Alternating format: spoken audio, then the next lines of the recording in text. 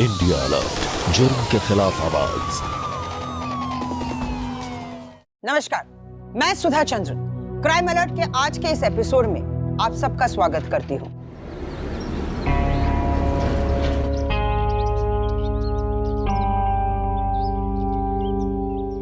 सुनो सब लोग, जल्दी जल्दी सामान उतारो। 2 दिन में शादी इस घर में। मैं साहब से बात करके आता हूँ, ठीक है?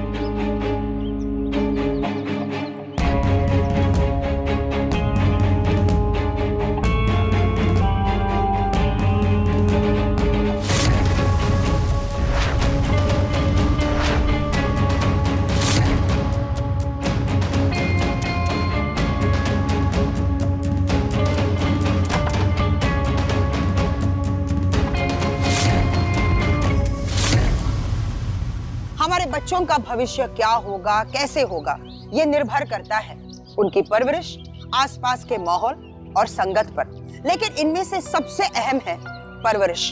एक घर का माहौल ही होता है जो आने वाले भविष्य में अच्छाई या बुराई का बीज बोता है। लेकिन अगर गलत बीज बो दिया गया हो तो बस इसी परवरिश के खेल में फंस चुकी थी आकृति, और इसका अंजाम जो हुआ उसका परिणाम उसके पूरे परिवार को भुगतना पड़ा।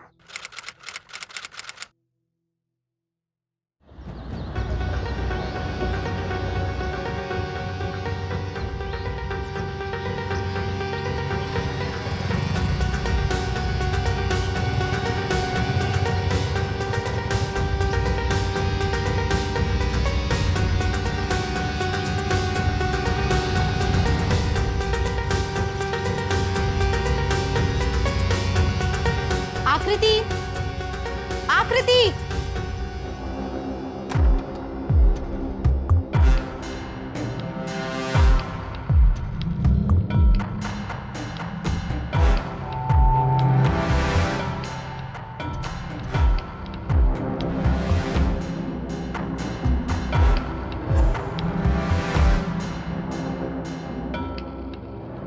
सोने का नाटक क्या कर रही है? चल खड़ी हो। क्या हुआ बुआ? मैं बताती हूँ ना क्या हुआ। चल चल चल बाहर। आज तो तेरा भांडा मैं फोड़ के ही रहूंगी। अम्मा, भैया, अम्मा। अरे अरे, क्या हो गया? सुबह सुबह ये हंगामा क्यों मचा रही है? हंगामा हम नहीं, हंगामा तो तुम्हारी पोती ने मचाया हुआ है। पूरी रात ना जाने किसके साथ गुलछर्रे उड़ा के आ रही है, और आते ही सोने का नाटक कर रही है ये। साधना, क्या बकवास कर रही हो? बकवास हम नहीं कर रहे हैं। आप जो अपनी बेटियों को संस्कार दे रही है ना, हम तो बस वही उजागर कर रहे हैं। खबरदार, एक शब्द भी अगर मेरी बेटी के बारे में बोला है तो तुम्हारा फ्रस्ट्रेशन तुम मेरी बेटियों पे उतार रही हो। तुम्हें अच्छा लड़का नहीं मिला, मेरी बेटियों के चरित्र पे लांछन लगा रही हो। ये क्या शोर शराबा मचा रखा है सुबह सुबह? साधना, क्या हुआ? भैया हम बताते हैं आपको। हमने खुद आकृति को एक लड़के के साथ बाइक पे देखा। ये दुपट्टा देख रहे हैं? इसी दुपट्टे से उसने अपना चेहरा ढका हुआ था। ये वही दुपट्टा है भैया जिस पर हमने अपने हाथों से सितारे लगाए हैं। इस दुपट्टे को ना हम खूब पहचानते हैं। पूछिए इससे, पूछिए किसके साथ थी ये रात भर बाहर। पापा बुआ झूठ बोल रही हैं, मैं कहीं नहीं गई थी। चुप कर। हम बता रहे हैं भैया, आप अपनी लड़कियों की ना शादी करवा दीजिए, वरना कुछ ऊंच नीच हो गई ना तो आप हाथ मलते रह जाएंगे। और आपकी बीवी का क्या है, वो तो फिर से उड़ जाएगी और सारा कलंक आपके माथे पर लगेगा। बता दे रहे हैं हम। पकड़ तेरा दुपट्टा।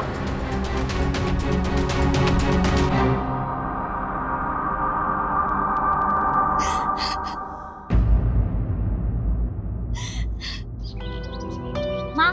हाँ, थैंक यू। माँ, बुआ ना झूठ बोल रही थी, मैं कहीं नहीं गई थी। अगर गई भी थी तो क्या, इस उम्र में नहीं जाएगी तो कब जाएगी? बुढ़ापे में? और अगर कोई बॉयफ्रेंड है ना तो बता देना, तेरा काम आसान हो जाएगा। माँ, एक लड़का तो है, रवि, बहुत प्यार करता है मुझसे। वो तो तुझसे प्यार करता है, लेकिन एक बात बता, तू उससे प्यार करती है कि नहीं? हाँ माँ, मैं भी उससे प्यार करती हूँ। हम दोनों एक दूसरे को 2 सालों से जानते हैं। तो फिर दिक्कत क्या है? मैं हूं ना, मैं शादी करवाऊंगी तुम दोनों की, आई प्रॉमिस।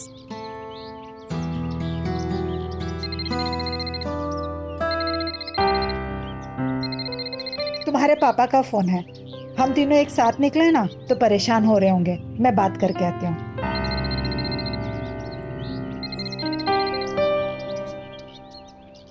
हाँ, नहीं, दोनों को बाहर लाई हूँ।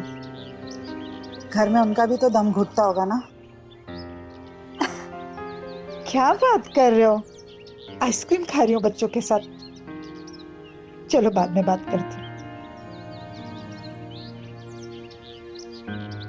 चलो चलो जल्दी चलो, नहीं तो तुम्हारे पापा भड़केंगे। ये पकड़। माँ, मैं थोड़ी देर में आऊँ। क्यों? रवि से मिलने जाना है? ठीक है, लेकिन जल्दी आ जाना। ठीक है माँ। एंजॉय।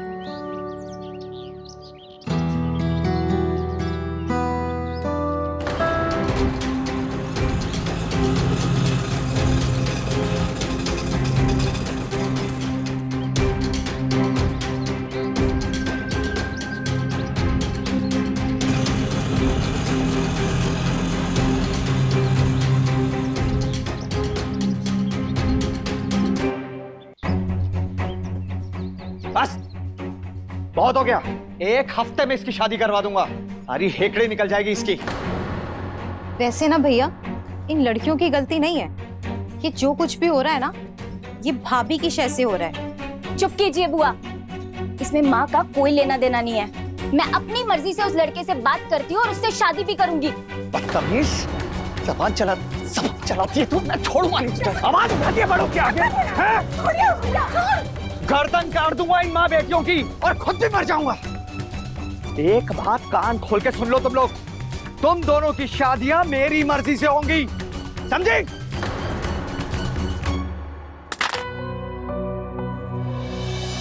जहां एक तरफ आकृति को अपनी मां में एक अच्छी दोस्त नजर आती थी जिसे वो अपने दिल की बात खुलकर बता सकती थी, वहीं दूसरी तरफ अपने पिता में उसे एक जल्लाद नजर आता था जो उसके पर को कुतर के उसे एक पिंजरे में बंद करके रखना चाहता था।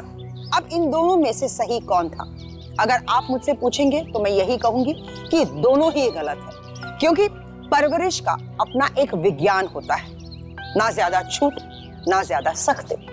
लेकिन आकृति के साथ दोनों ही हो रहा था। अब इसका अंजाम क्या होगा, आइए देखते हैं। रवि के बिना जीने से अच्छा है कि मैं जहर पी के मर जाऊं।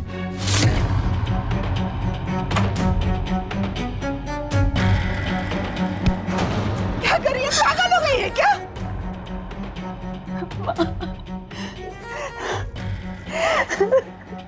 चिंता मत कर, मेरे होते हुए तेरी मर्जी के खिलाफ तेरी शादी कोई नहीं करा सकता। और रही बात तेरे पापा की, तो तू गुस्से में कुछ भी बोल देते हैं। किसी का गला काटना उनके बस की बात नहीं। मुझसे बेहतर उन्हें कौन जानता है।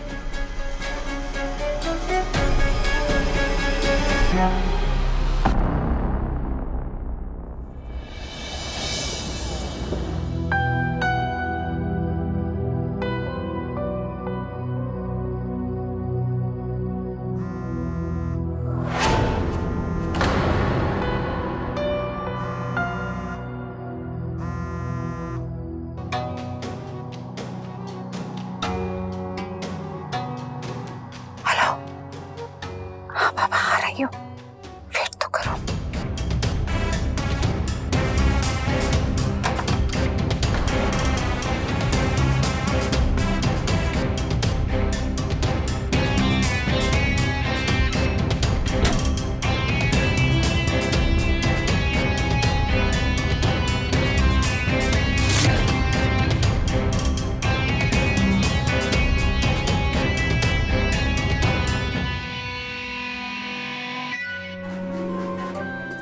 जब से तुम अपने घर गई हो ना, तुमसे मिलना मुश्किल हो गया है। और क्या करती, मैं तुम्हारे साथ तो रह नहीं सकती ना।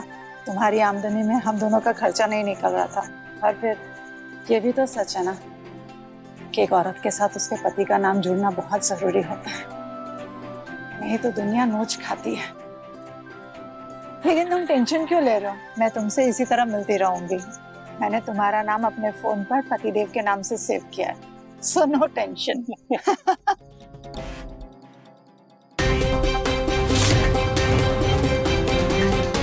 क्या हुआ?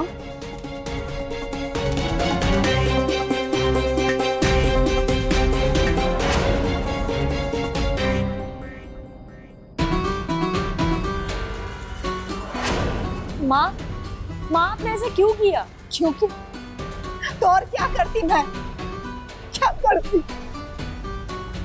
यही होता है जब आप प्यार किसी और से करते हो और आपकी शादी किसी और से हो जाती है।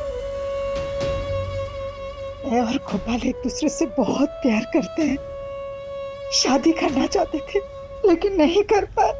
मेरे पापा ने मेरे गर्दन पे तलवार रख के मेरी शादी तेरे पापा से करवा दी, और आज तेरे पापा आकृति के साथ भी वही कर रहे हैं। हम लोग के बीच में ये फिर से कब स्टार्ट हुआ? शादी के बाद मैं एक दिन बाजार में गोपाल से टकरा गई और मुझे पता लगा कि मेरी शादी के बाद भी उसने शादी नहीं की, और फिर हम चोरी चोरी मिलने लगे। कुछ साल पहले तेरे पापा को मुझ पर शक हो गया और मैं घर छोड़कर गोपाल के साथ भाग गई, लेकिन मुझे घर लौट कर आना पड़ा, अपने पति के घर लौट कर आना पड़ा, क्योंकि एक औरत अपने पति के बिना तो रह सकती है, लेकिन एक माँ अपने बच्चों के बिना नहीं रह सकती। इसलिए मैं लौटकर तुम लोगों के पास आ गई, और आज आकृति के साथ वही हो रहा है जो मेरे साथ हुआ। लेकिन मैं वादा करती हूँ कि मैं आकृति और रवि की शादी कराऊंगी। तुम दोनों को वो झेलना नहीं पड़ेगा जो मुझे झेलना पड़ा।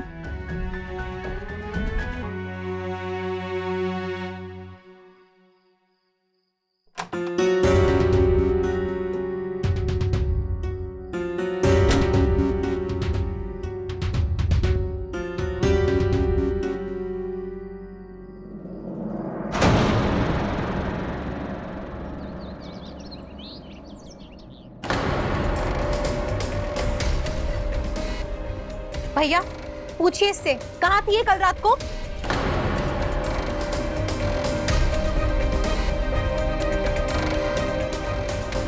मैं दोस्त से मिलने गई थी। ऐसा कौन सा दोस्त है तेरा जिससे रात में मिलने गई थी? हम तो ना गए किसी से मिलने इतनी रात में। हाँ वही तो, अगर तुम मिलने जाती तो तेरी शादी हो जाती। आप चुप रहेंगी? एक मछली पूरे तालाब को गंदा कर देती है, और इससे पहले कि इसकी गंदगी से पूरे घर का नाम खराब हो, कान खोल के सुन लो आप लोग। पहले आकृति की शादी होगी, फिर जल्दी ही अनुष्का की। लड़का देख लिया हमने और लड़के वाले तैयार हैं, अब और देर नहीं कर सकते।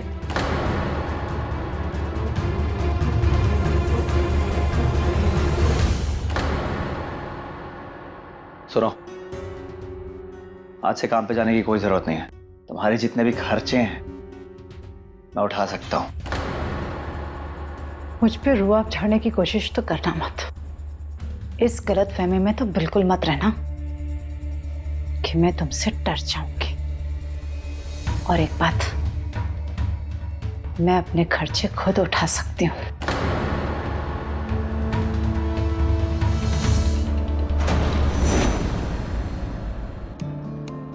जिसको देखो वही धौंस जमाने में लगा पड़ा है। क्यों भड़क रही हो? अनुष्का ने कुछ बोला क्या? नहीं, उसने तो कुछ नहीं कहा, लेकिन हंगामा तो हो ही गया ना। क्या कर रहे हो? अरे तुम तो कैसा भी हंगामा झेल सकती हो, और वैसे भी तुम जैसी लेडीज मैंने दूसरी नहीं देखी। देखोगे भी नहीं, और खबरदार, मेरे रहते तुम किसी और औरत को कैसे देख सकते हो? कौन कमबख्त है तुम्हारे रहते हुए किसी और को देख सकता है? हिम्मत भी मत करना, गला काट दूंगी। अरे तुम्हारे लिए तुम्हारे पीछे आएंगे। डेवलपर लेकर आती हूँ।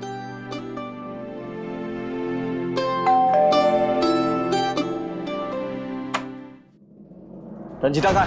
ऐसे कैसे किसी के घर में घुस सकते हो? मेरी बीवी रंजीता किधर है? रंजीता! यहाँ कोई रंजीता नहीं है, जो भी बात है मुझसे करो। अच्छा, तो ये सब क्या है?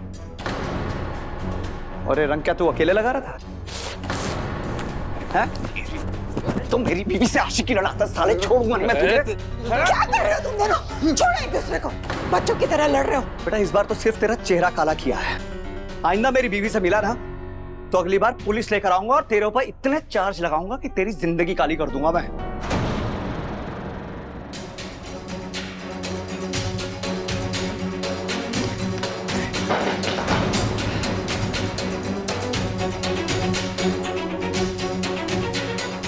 आज से कोई इस घर से बाहर नहीं जाएगा, सुना?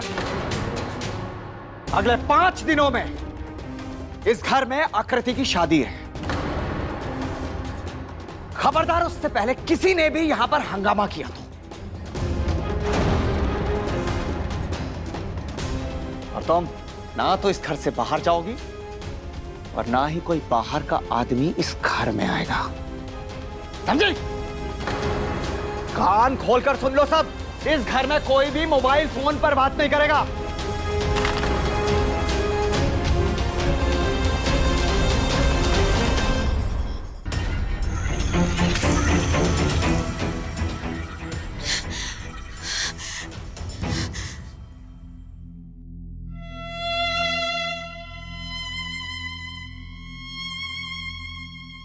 अब क्या होगा माँ? मैं किसी और से शादी नहीं करूंगी।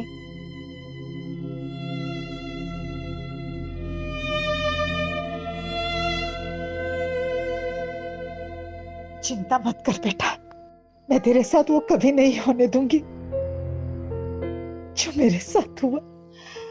समझती हूँ तेरे दर्द को और मेरे इस दर्द को। गोपाल समझता, क्योंकि आज जिस सिचुएशन में तुम और रवि हो, मैं और गोपाल भी कभी थे। मैंने गोपाल से बात कर ली, वो हमारी मदद करने के लिए तैयार है। वो हमें बेहोशी की एक दवाई देगा जो हम रात के खाने में मिला देंगे। उससे खाते ही सब लोग बेहोश हो जाएंगे, और जब हम बेहोश हो जाएंगे तो रवि तुझे लेने आएगा।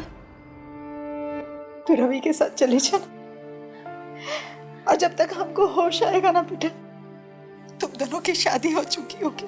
और एक बार शादी हो गई ना तो कोई कुछ नहीं कहता।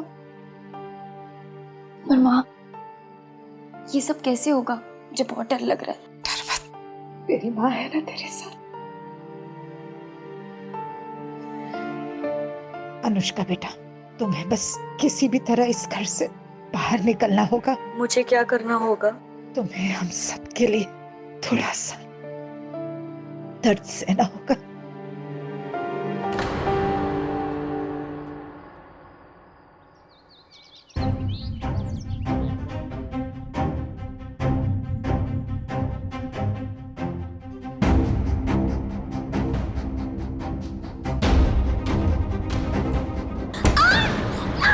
क्या हो गया?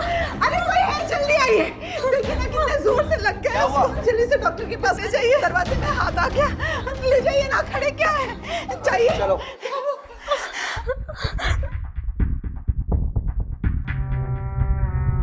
चोट तो लगी है लेकिन हड्डी नहीं टूटी है। 2-4 दिन में आराम हो जाएगा। मैं कुछ दवाइयाँ लिख देता हूँ, आप बाजार से ले लीजिए।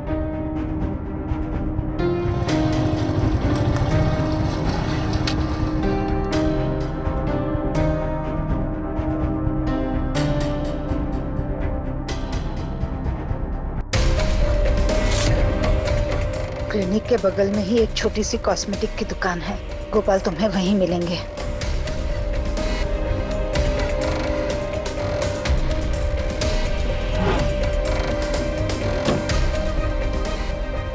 ये दवाई अपनी माँ को दे देना, ठीक है? अच्छा सुनो,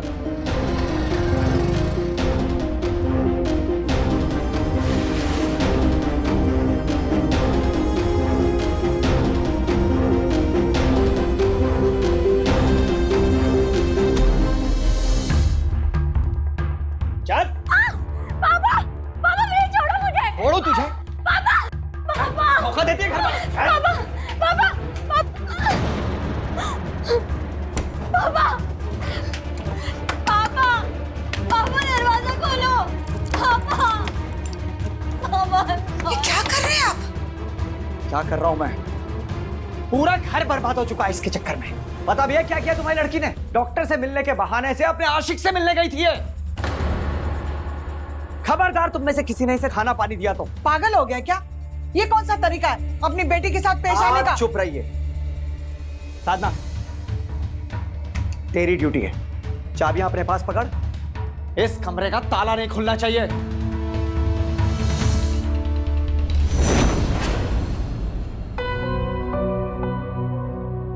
माँ बाप की जिम्मेदारी है कि वो अपने बच्चों को सही रास्ता दिखाए, लेकिन रंजिता ने अपनी बेटी आकृति को गलत रास्ते में ढकेल दिया। हो सकता है कि ऐसा लगे कि रंजिता का मकसद बिल्कुल सही था, लेकिन जब रास्ते गलत होते हैं तो कभी कभी सही मकसद भी कोई मायने नहीं रखते। कुछ ऐसा ही हुआ था गुप्ता परिवार के साथ भी।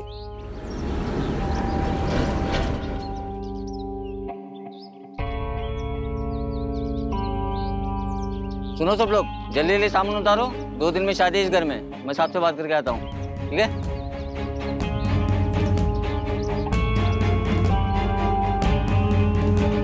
गुप्ता साहब,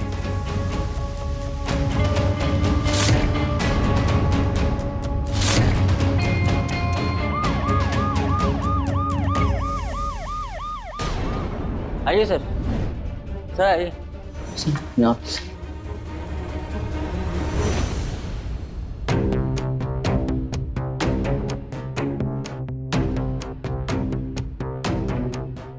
अच्छे से घर की तलाशी लो।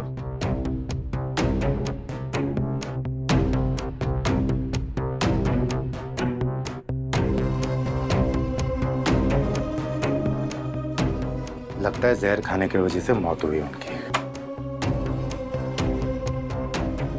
सर,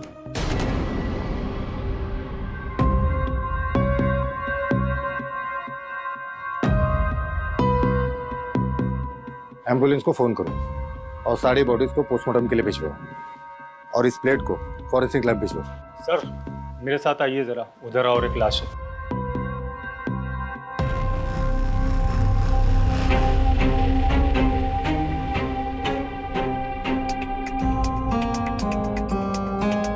ऊपर ले जाइए इन्हें।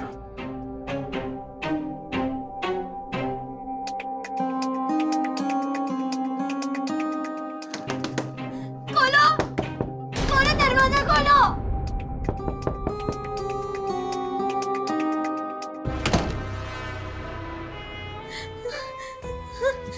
पापा, पापा।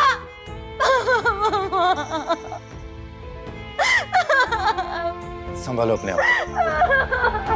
उठो, ले जाओ।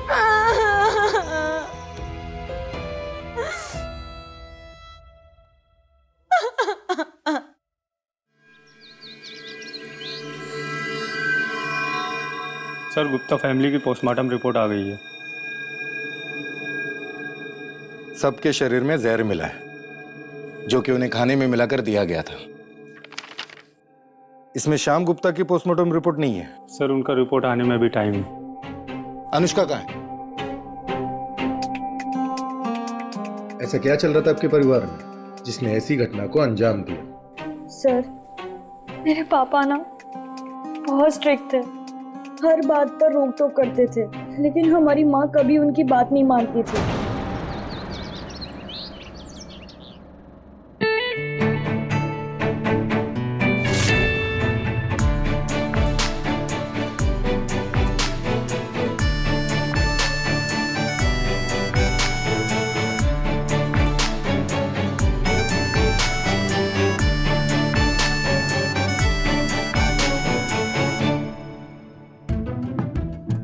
क्या बात है, इयररिंग्स मैचिंग कर रही हो?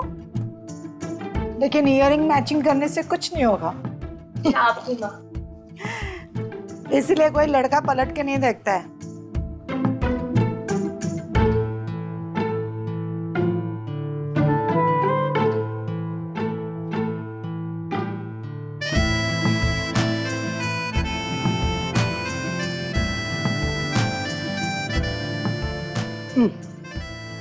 देखा कितनी सुंदर लग रही है। मेरी बात को ध्यान से सुन, घर से बाहर जाएगी ना तो सर को दुपट्टे से ढक लेना, अगर तेरे पापा ने देख लिया ना तो गजब हो जाएगा। पता चला तेरे बाल ही खुतर देंगे। ठीक है? थैंक यू माँ। यू वेलकम बेटा। चल मैं चलती हूँ। एंजॉय।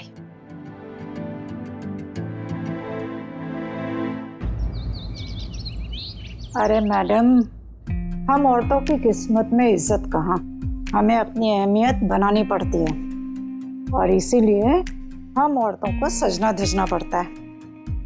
और अगर औरतें सजे सवाए ना तो ये मर्द है ना औरतों की इज्जत ही ना करें। और इसीलिए मैं अपने सजने धजने में कोई कसर नहीं रखती। मैं तो कहती हूँ आपको भी बहुत सजना धजना चाहिए ताकि मर्द आपकी तारीफ कर सके। हो गया। मैं तो कहती हूँ फेशियल भी करवा लीजिए। अरे आपका चेहरा ना एकदम चकाचक हो जाएगा। 5 मिनट में गोल्ड वाला करती हूँ। ठीक है?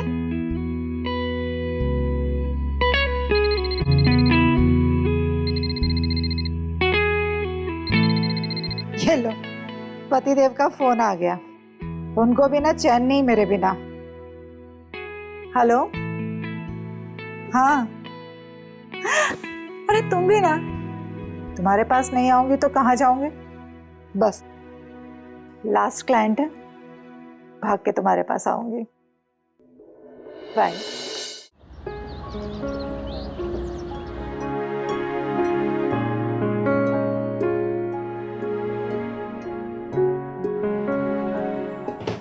क्या बात है बिट्टू रानी, चेहरा सड़ा के क्यों बैठी है? क्या हुआ?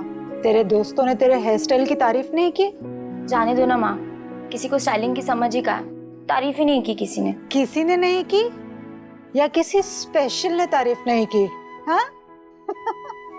अच्छा छोड़, देख तेरी माँ तेरे लिए क्या लाई है।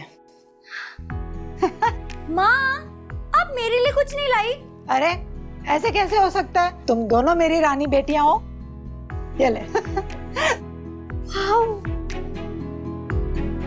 वाह माँ, ये कलर तो मुझे कब से चाहिए था। कहाँ से खरीदा?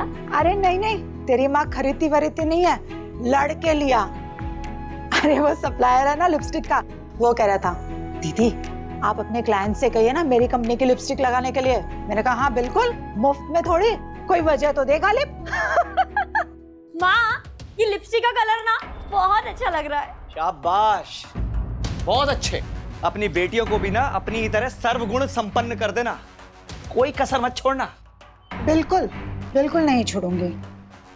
और आप बिल्कुल चिंता मत करिए, मेरी सगी बेटियां हैं, कुछ बुरा नहीं होने दूंगे। अच्छा, ये सब करने के लिए आई हो ना तुम इस घर में? मुझसे कुछ कह रहे हैं आप? माँ जी के सामने कहिए ना। माँ जी, माँ जी। हाँ, क्या हुआ बहू? हाँ, क्या हुआ? देखिए तो, आपका लाडला मुझसे कुछ कहना चाह रहा है। अरे इसका क्या, ये तो ऐसे ही है, अपने बाप की तरह हर टाइम बड़बड़ करते रहता है। अरे जा ना, हम लेडीज को ना कुछ स्पेशल बात करनी है।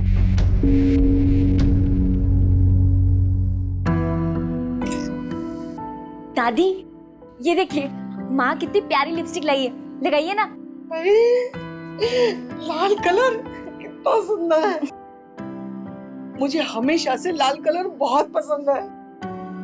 अगर मैं अपने होठों पे लगाऊंगी तो कैसे लगूंगी, है ना?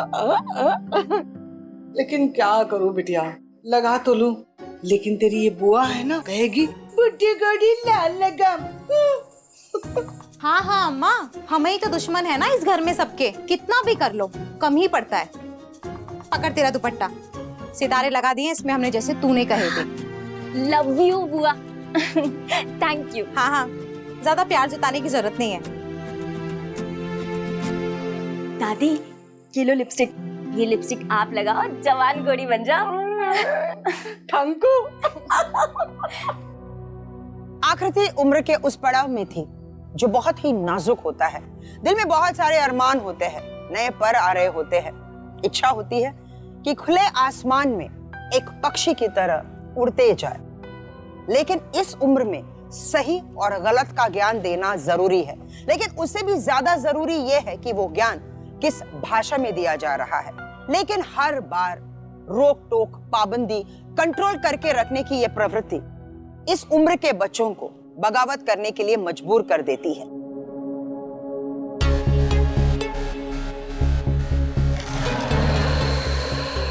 छुओ मत मुझे। तुम्हें जब मुझसे दूर ही रहना था तो इस घर में वापस क्यों आई हो? उसी के साथ रहती ना जिसके साथ इस घर को छोड़ के भागी थी तुम। मैं किसी के साथ नहीं भागी थी। तुम्हारे दिमाग का फितूर है।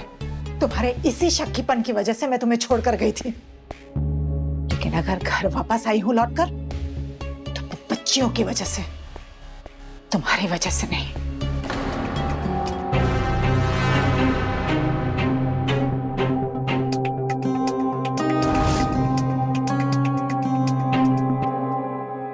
कल रात को जब मैंने दरवाजे की कीहोल से देखा तो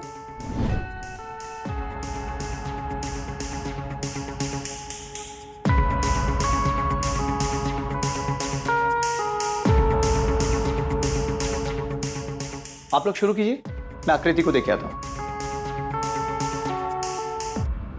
मैं बस इतना ही देख पाई कि माँ, बुआ, दादी सब खाना खाते ही डाइनिंग टेबल पर बैठ के तड़पने लगे।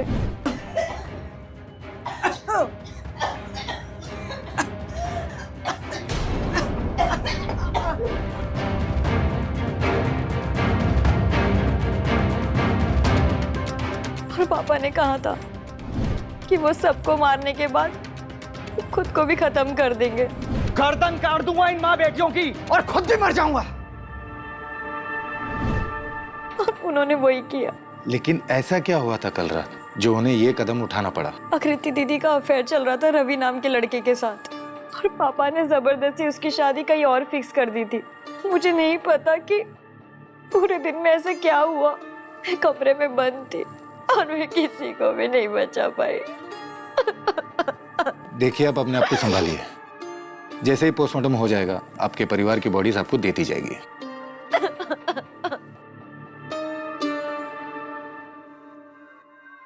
इसकी सारी एक्टिविटीज पर नजर रखो। सर, ये श्याम गुप्ता की पोस्टमार्टम रिपोर्ट आ गई है।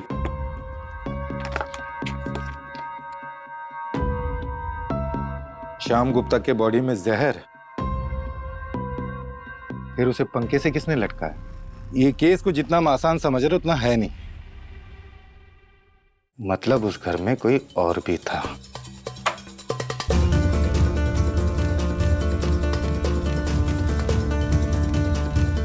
पूरे घर की तलाशी लो, कोई भी कोना छूटना नहीं चाहिए।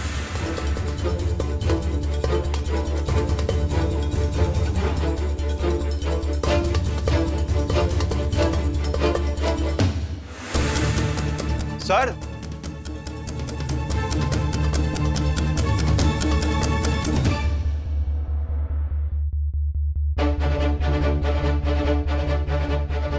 कल रात जब पूरी फैमिली को जहर दिया गया, तू कहां था? सर, मैं अपने घर पे था।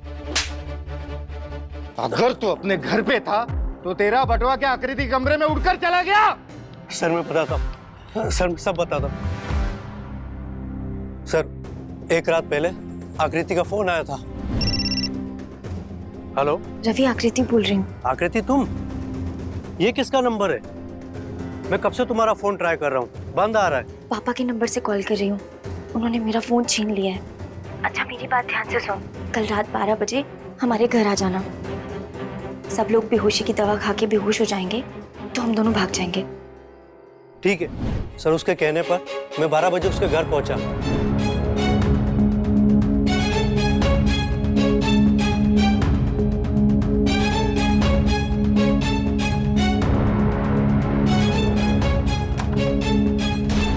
आकृति, आकृति, आकृति, आकृति,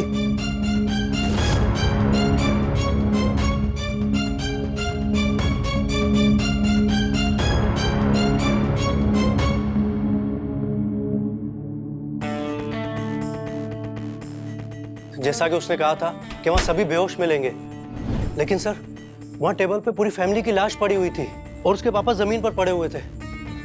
एक मिनट, पापा मतलब श्याम गुप्ता? जी सर। उनकी बॉडी जमीन पे पड़ी थी। जी सर। श्याम गुप्ता की बॉडी जमीन में पड़ी थी और अनुष्का घर के कमरे में बंद थी और घर के सारे लोग मरे पड़े थे। फिर उसे पंखे से किसने लटकाया, वो भी रवि के घर से निकल जाने के बाद।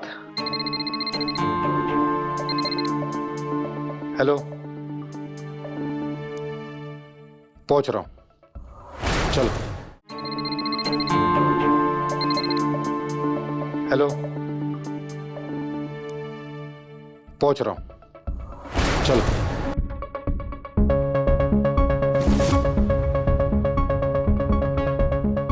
माँ नहीं चाहती थी कि मेरी शादी किसी और से हो, इसलिए माँ ने अनुष्का को गोपाल के पास भेज दिया ताकि वो उससे बेहोशी की दवा ला सके और सबके खाने में मिला दे। ये गोपाल कौन है? माँ और गोपाल एक दूसरे से प्यार करते थे, शादी के बाद भी।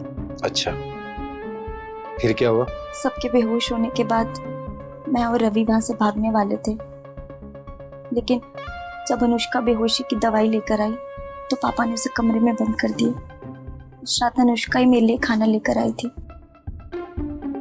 मतलब अनुष्का ने तुम्हें खाना खिलाया, तुम्हारे पापा ने नहीं? जी सर।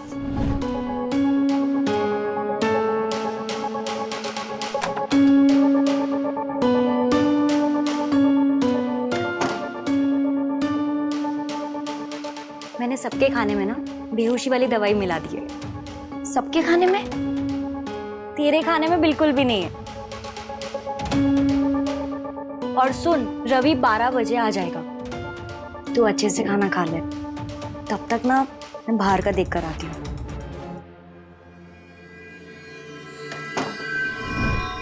आप लोग पूछताछ बाद में करिएगा, पहले पेशेंट को आराम करने दीजिए।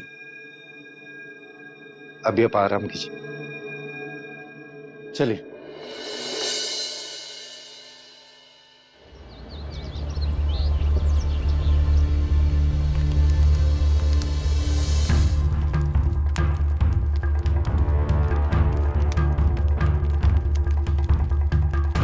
वर वधू फेरे के लिए खड़े हो जाएं।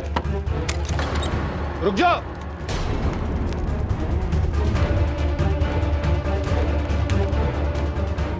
आप लोग यहाँ? हमने सोचा आपकी शादी हो रही है, तो क्यों ना आपको एक सरप्राइज वाला तोहफा दे दिया जाए। आपकी बहन आकृति मरी नहीं, जिंदा है और होश में है। हम उसी के पास से आ रहे हैं। जरा दूल्हे साहब का चेहरा तो दिखा दीजिए, दिखाइए।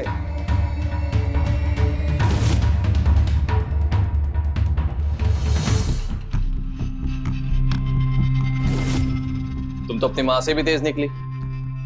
एक बात बताओ, तुम्हें अजीब नहीं लगता अपनी माँ को धोखा देते हुए? मैं कहाँ किसी को धोखा दे रही हूँ, धोखा तो वो सबको दे रही हूँ। और मुझे तो तुम बहुत पसंद हो, और मुझे तो बस इतना ही समझ में आता है कि हम दोनों बस जल्दी से साथ रहे। उसका बंदोबस्त भी हो जाएगा।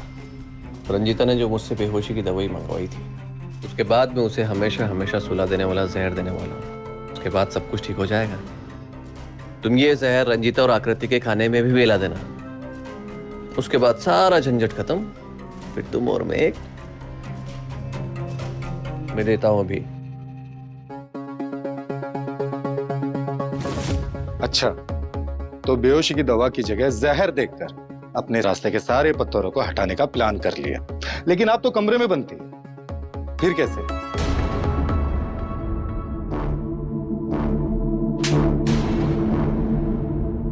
बाकी की कहानी तुम खुद सुनाओगी या कोई दूसरा तरीका अपनाओ?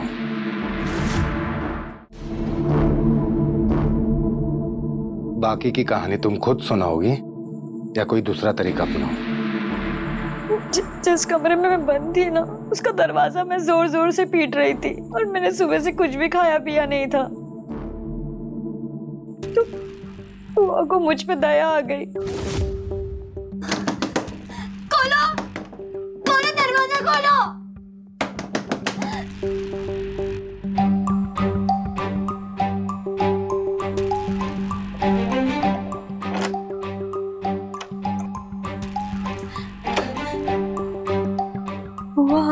मुझसे ये सब देखा नहीं जा रहा। अरे मैं जल्लाद थोड़ी हूँ, तू आजा बाहर।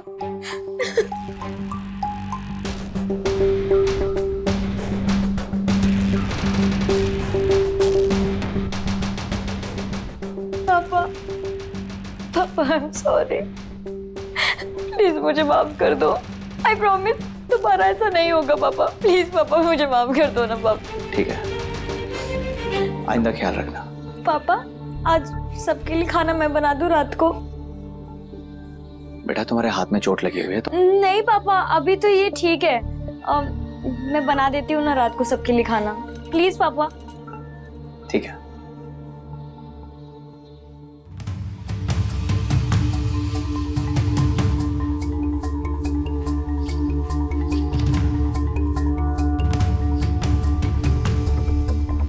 अनुष्का बेटा, सारे खाने में तो दवाई नहीं मिलाई ना? नहीं तो पता चला आकृति भी खाना खा के बेहोश हो गई। जिसको भागना है वही सो रही है। माँ, आकृति का खाना मैंने पहले ही अलग रख दिया। ठीक है, मैं बाहर देखती हूँ।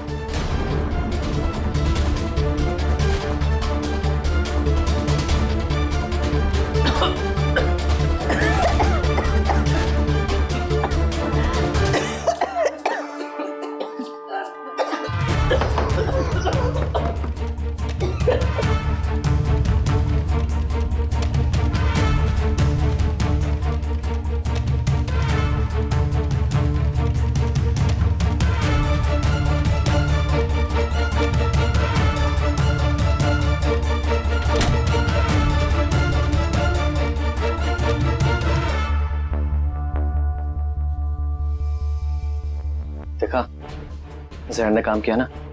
देखो मेरी बात ध्यान से सुन, तुम्हारे पापा को मैं पंखे से लटका देता हूँ, जिससे लगेगा कि उन्होंने सबको जहर देके मारा है और खुद आत्महत्या कर ली।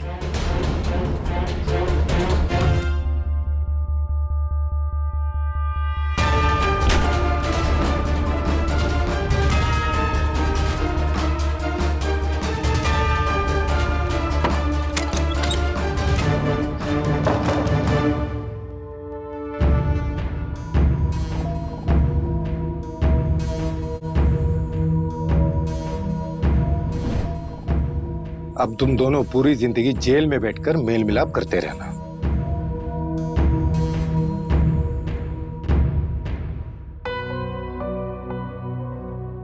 एक गलत रास्ते ने पूरे परिवार को एक ही रात में खत्म कर दिया। आकृति अपना प्यार पाना चाहती थी, इसलिए बिना सोचे समझे वो अपनी माँ के इशारे पर चल पड़ी। पर कहते हैं ना, जैसे को तैसा हमेशा मिलता है। रंजीता ने अपने पति को धोखा दिया, तो बदले में उसकी बड़ी बेटी अनुष्का ने उसे धोखा दिया। हमारे घर में जो माहौल हम रखते हैं, हमारे बच्चे हमसे वही सीखते हैं। आकृति की जान तो बच गई, लेकिन अपने पूरे परिवार को खोने का बोझ अब जिंदगी भर उसे उठाना पड़ेगा।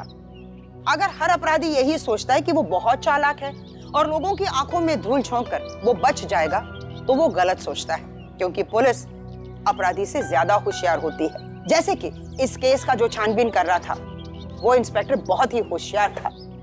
उसने सबसे यही छुपा कर रखा कि आकृति मर चुकी है, ताकि उसकी जिंदगी में कोई खतरा न मंडरा सके। आप भी हमेशा चौकन्ना रहे, खुश रहे और दूसरों की खुशियों का ख्याल रखे। क्राइम अलर्ट, डरना नहीं, मिटाना है। जय हिंद।